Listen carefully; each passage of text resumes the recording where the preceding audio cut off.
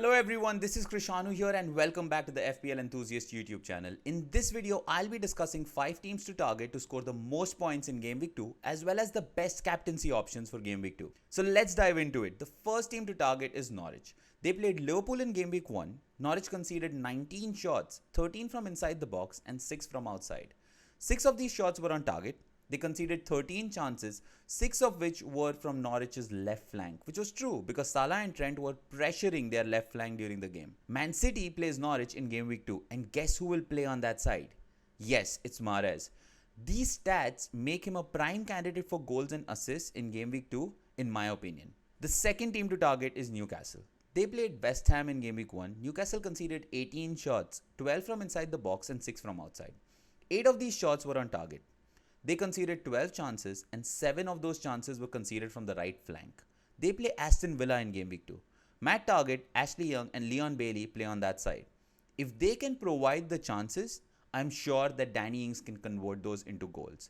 This is why I feel that Danny Ings can be a good captaincy pick for Game Week 2. The third team to target is Leicester. I know this will come up as a surprise because they kept a clean sheet, but their defensive stats show that they were lucky because Wolves wasn't clinical enough. They are missing Evans, Justin, Fofana and Castagna in defense.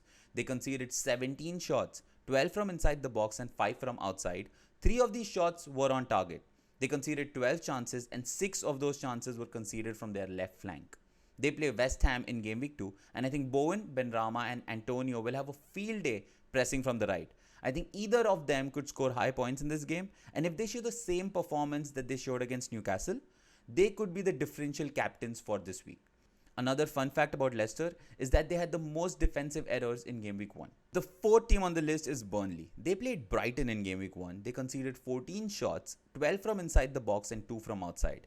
6 of these shots were on target. They conceded 10 chances and 6 of those chances were conceded from the left flank. Now Trent and Salah play on the right and these stats tell me that these two players will dominate Burnley from the right flank during the game, which makes Salah an outright best captain for this game week in my opinion. I know that Salah's stats aren't that great against Burnley, but with Anfield buzzing, I think it's going to be a completely different story. The last team on the list is Southampton. They played Everton in Game Week 1. They conceded 14 shots, 11 from inside the box and 3 from outside.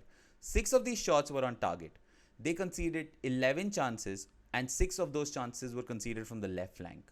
They play United in Game Week 2, which makes Fernandes the obvious captain pick, but a great differential captain would be Greenwood. I'm sure he will start and maybe get a few returns in this game. Brentford was the worst defensive team in terms of shots and chances conceded in Game Week 1, but they play Crystal Palace in Game Week 2. I don't think any asset from Crystal Palace could be a good option this week. Leeds and Tottenham were also on the list, but I think that they played United and City, which do skew the stats just because of how attacking both United and City are. Let me know in the comment section below who will you captain in Game Week 2 and which of these players are in your team currently. So that's it for this one and thank you for watching the video. If you enjoyed the content, smash the like button, hit the subscribe button and press that small bell icon so that you get notified every time I upload a video. Thank you for watching and I'll see you soon again.